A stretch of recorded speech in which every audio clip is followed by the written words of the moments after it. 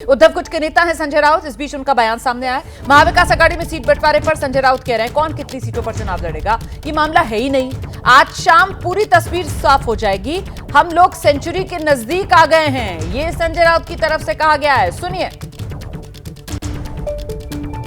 तीन पार्टी के लगभग 85 जो क्षेत्र है उस बारे में हमारा एक मत हुआ है और बाकी के जो बचे हैं विधानसभा उसके ऊपर अब शाम तक पूरा निर्णय हो जाएगा। हमारे कोई छोटे छोटे दल है, हमारे मित्र हैं, उनको भी सीटें देनी पड़ेगी, उस बारे में भी चर्चा हो रही है। मसला सीटों का नहीं है, जो जीतेगा उसको सीट है।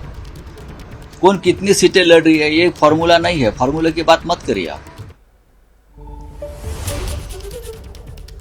तो संजय राउत को आप सुन रहे थे, जिनकी तरफ से दावा यह किया जा रहा है महाविकास आघाड़ी में 288 महाराष्ट्र विधानसभा की सीटों की पूरी पिक्चर आज शाम तक क्लियर हो जाएगी। वहीं महाराष्ट्र विधानसभा चुनाव से जुड़ी बड़ी खबर महायुति खेमे से ये आज सीट बंटवारे को लेकर महायुति में बड़ी बैठक, और ये जो बैठक है वो दिल्ली में अमित शाह के साथ होगी। एकनाथ शिंदे, अजित पवार, देवेंद्र फडणवीस इस बैठक में मौजूद। सीट बंटवारे को आज फाइनल कर दिया जाएगा, ये जानकारी मिल रही है। सीधे आपको लेकर चलेंगे, हमारे साथ हमारे सहयोगी नीरज पांडे इस समय मौजूद है। जानते हैं नीरज पांडे से, निर्णायक यही बैठक महायुति में सीट बंटवारे के फॉर्मूले के लिहाज से रहने वाली है। नीरज,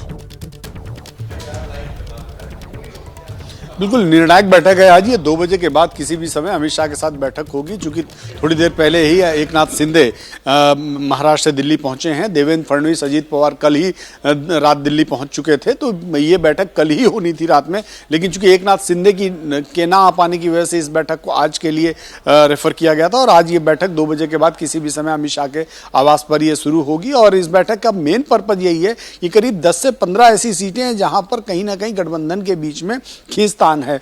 कहीं एनसीपी लड़ना चाहती है तो उसको शिवसेना उस पर दावा ठोक रही है, जहां शिवसेना लड़ना चाहती है वहां भारतीय जनता पार्टी का विधायक है।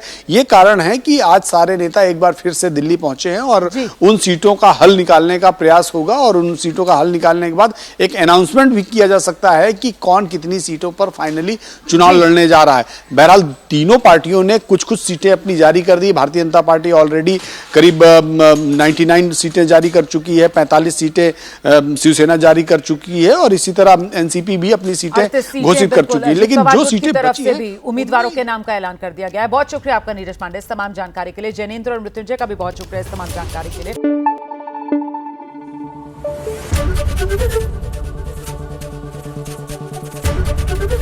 एबीपी न्यूज आपको रखे आगे।